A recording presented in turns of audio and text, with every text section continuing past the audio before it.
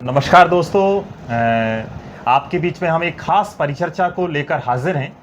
और आज हमारे इस परिचर्चा में हमारे बीच में उपस्थित हैं राहुल लाहोरी जी। राहुल भाई इंदौर के जाने माने सामाजिक कार्यकर्ता, युवा नेता और इंदौर शहर के हर मुद्दे को लेकर निर्भीक और निडरता के साथ अपनी बात रखने वाले पहले ऐसे युवा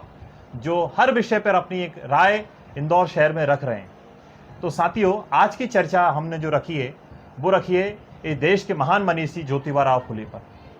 यह साल ज्योतिबा राव फुले के 200 वर्ष का साल है और इसको लेकर पूरे देश भर के अंदर हम लोग आयोजन कर रहे हैं। इंदौर शहर में भी राहुल भाई के नेतृत्व में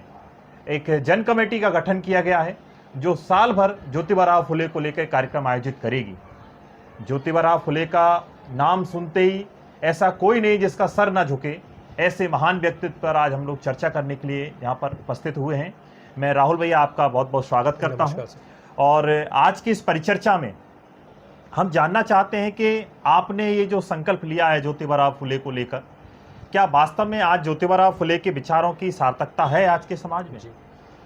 ज्योतिबा फुले वो व्यक्ति है जिनको डॉक्टर भीमराव अंबेडकर ने अपना गुरु माना था, सावित्रीबाई फुले और ज्योतिबा फुले को। जब इनको मैंने गहराई से पढ़ा ज्योतिबा फुले को, तो मुझे पता चला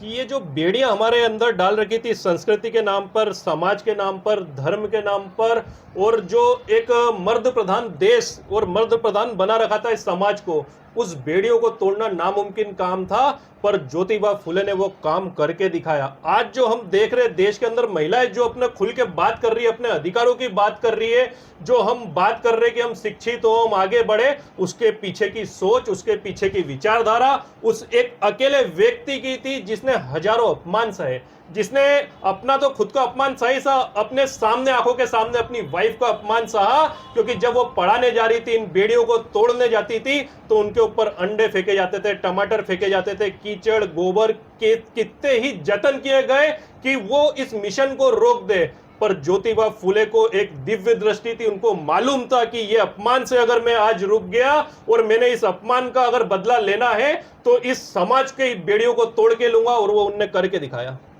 बहुत बढ़िया। तो आपने जिस तरीके से बोला कि सावित्रीबाई फुले ने घर घर जाके शिक्षा का दीप जलाया, उन्होंने स्कूल खोले, मैंने भी पढ़ा तो मैंने देखा कि ज्योतिबा राव फुले मतलब पैसा इकट्ठा करते थे उस समय, तो शायद 1 आना 2 आना, और ऐसी मेहनत से उन्होंने स्कूल खोले। तो लेकिन आज के समय में हम देखते हैं कि जो स्कूल एक टाइम ज्योतिबा राव फुले ने खोले, लेकिन आज मध्य प्रदेश में 94,000 स्कूल बंद हो रहे हैं जी। तो क्या आज वो शिक्षा की जरूरत नहीं है या स्कूल की जरूरत नहीं है? इसको आप कैसे लेते हैं?